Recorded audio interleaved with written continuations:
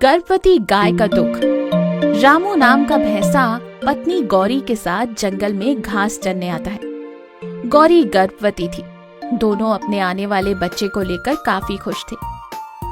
गौरी, कल से तुम घर पर ही आराम करना। हमारा बच्चा किसी भी वक्त इस दुनिया में आ सकता है और अब तुम्हें आराम की जरूरत है। कल से मैं खुद तुम्हारे लिए जंगल से घास लेकर आऊंगा। अच्छा जी, पहले तो तुम मेरे लिए कभी भी घास नहीं लाए। अब जब तुम्हारा बच्चा इस दुनिया में आ रहा है तो घास भी लाओगे? अरे ऐसी कोई बात नहीं।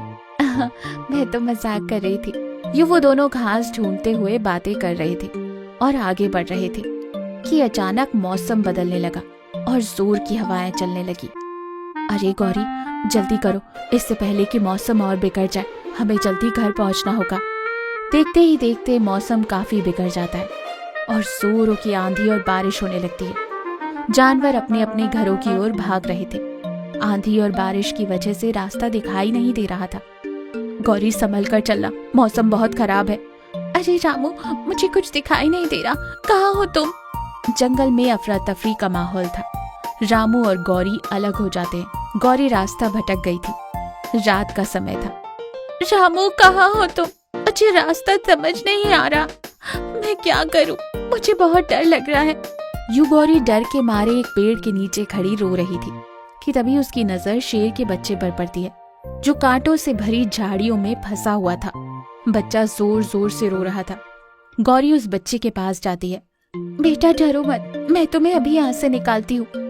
गौरी शेर के बच्चे को बाहर निकालती है। तुम यहाँ कैसे पहुँचे? तुम्हारी माँ कहाँ है? मेरा नाम सिम्बा है। मैं माँ के साथ जंगल घूम रहा था कि अचानक आंधी आ गई और बारिश, उसकी वजह से माँ मुझसे अलग हो गई। मुझे बहुत डर लग रहा है, मुझे मेरी माँ के पास जाना है।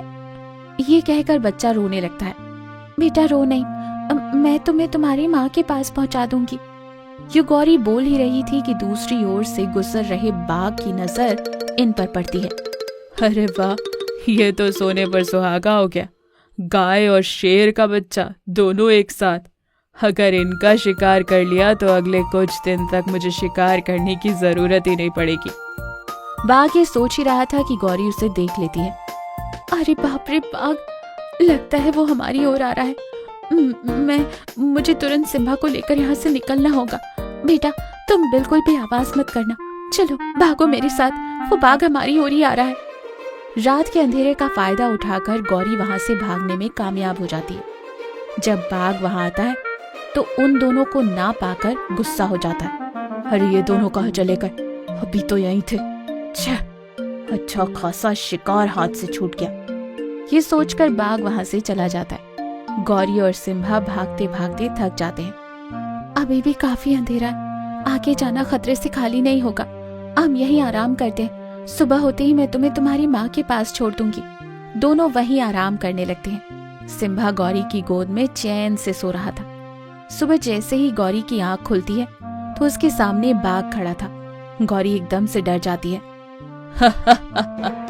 रात के अंधेरे में तो तुम दोनों मुझसे बच गए, पर अब तुम्हें कौन बचाएगा? बाघ की आवाज सुनकर सिम्बा की नींद भी खुल जाती है। देखो, हम पर रहम करो, मैं गर्भवती हूँ और ये एक छोटा सा बच्चा है, हमें छोड़ दो। ऐसा शिकार बार बार नहीं मिलता और मैं कोई बेवकूफ नहीं जो हाथ आए शिकार को छोड़ दूं। अरे ओ बाघ, अगर मेरी माँ और पिताजी को पता चला कि तुमने मुझे तंग किया है तो वो तुम्हें जिंदा नहीं छोड़ेंगे। अरे ओ पिल्ले, अगर तू जिंदा बचेगा तब तो उन्हें पता चलेगा ना, और मैं तो तुझे जिंदा नहीं छोड़ूंगा। बाघ यूं बोल ही रहा था कि गौरी जोर से बाघ को धक्का देती है। बाघ नीचे गिर जाता है। गौरी सिम्बा को वहां से भागने के लिए कहती है। बेटा सिम्बा, भागो यहाँ से। वो दोनों वहां से भागने लगते हैं। बाघ अपने आप को संभाल कर उठता है और उनका पीछा करता है। अगर ये पिल्ला बच गया तो इसके माँ बाप मुझे जिंदा नहीं छोड़ेंगे। मुझे किसी भी कीमत पर इन दोनों को मारना ही होगा। गौरी भाग भाग कर अब थक चुकी थी। गर्भवती होने के कारण वो भाग नहीं पा रही थी। बाघ उसके करीब पहुंच गया। और तेज भागो, वो हमारे करीब आ रहा है, जल्दी करो। बेटा तुम मेरी चिंता मत करो, तुम जल्दी अपने माँ बाप के पास चले जाओ, जाओ जाओ। गौरी थक कर वहीं खड़ी हो जाती है। सिम्बा तेजी से वहां से भाग जाता है और तभी गौरी के पेट में दर्द शुरू हो जाता है। बाघ उसके करीब पहुंच जाता है। देखो, मुझ पर रहम करो, मुझे छोड़ दो। बाघ गौरी पर हमला करने ही वाला था कि वहां रामू आ जाता है और बाघ को गौरी पर हमला करने से रोक लेता है। गौरी रामू को देखकर खुश हो जाती है। रामू और बाघ के बीच लड़ाई होती है कि तभी वहां सिम्बा शेर और शेरनी को लेकर आता है। शेर और शेरनी जोर से दहाड़ मारते हैं। शेर की दहाड़ सुनकर बाघ डर जाता है। अरे बाप रे, ये शेर और शेरनी मुझे जल्दी यहाँ से भागना होगा, नहीं तो ये दोनों मुझे अपना भोजन बना लेंगे।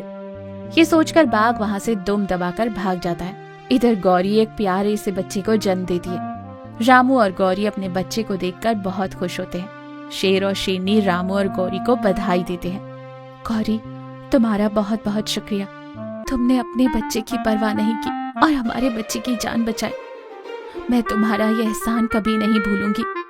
तुम लोगों को जब भी कोई जरूरत हो तो हमें याद कर लेना। रामू और गौरी खुशी खुशी अपने बच्चे को लेकर घर की ओर निकल जाते हैं। एक बार एक जंगल में जानवरों के बीच कछुआ और खरगोश की लड़ाई चल रही थी और दोनों अपने आप को बेस्ट बताने में लगे हुए थे। ऐसे में खरगोश बोला, ओए कछुए, ये मत सोच कि तूने मुझे पहले एक बार हराया है तो तू बेस्ट बन गया। मैं आज भी तेरे से तेज दौड़ सकता हूँ, समझ आई बात? तभी कछुआ बोला, अरे तू एक बार हार गया फिर भी तेरी अकड़ खत्म ही नहीं हुई। अबे फिर से हारना चाहता है क्या? ये लड़ाई देखकर वहां मौजूद जानवरों में से बूढ़े भालू ने कहा, अरे भैया सुनो, एक काम करते हैं, इन दोनों की ये लड़ाई खत्म करने के लिए इनकी एक बार फिर से रेस कराते हैं।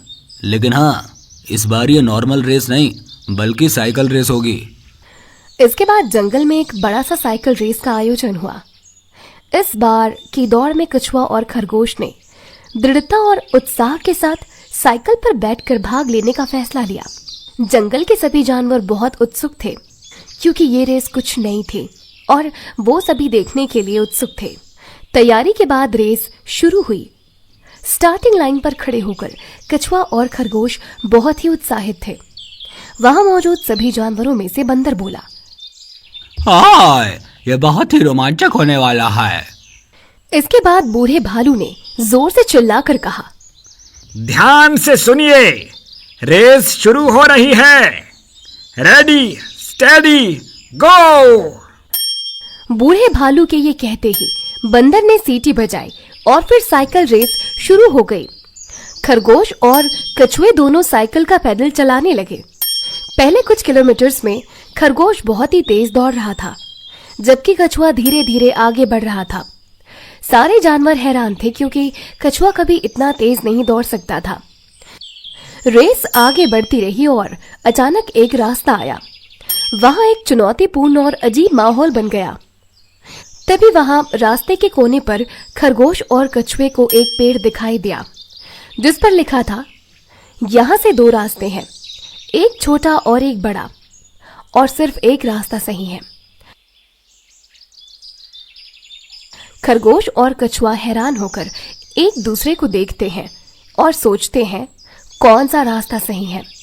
खरगोश अपने आप में सोचते हुए बोला, अगर मैं गलत रास्ते पर चला गया तो पता नहीं कहाँ पहुँच जाऊंगा। आखिर करूं तो क्या करूं?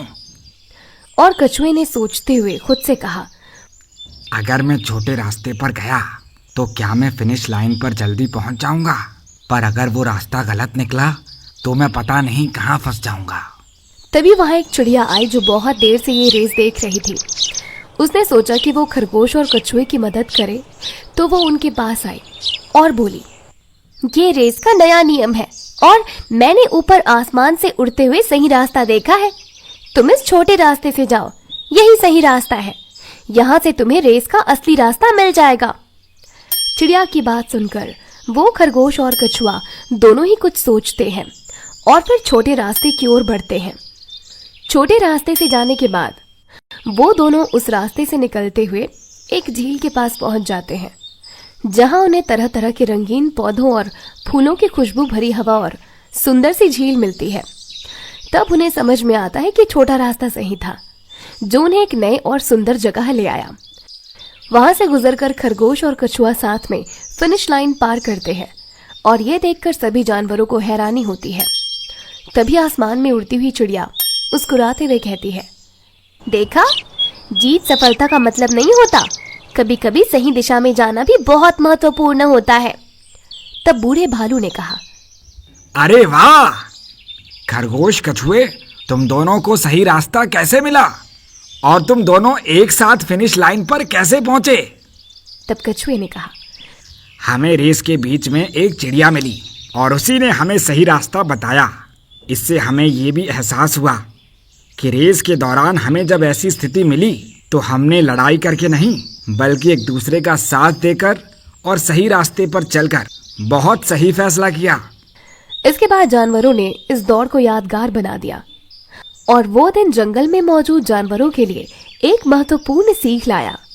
साइकिल रेस ने सभी को ये सिखाया कि जीवन में कभी कभी हमें अनपेक्षित मोड़ों से गुजरना होता है और हमें उस समय धैर्य रखना चाहिए और सही फैसले लेने चाहिए।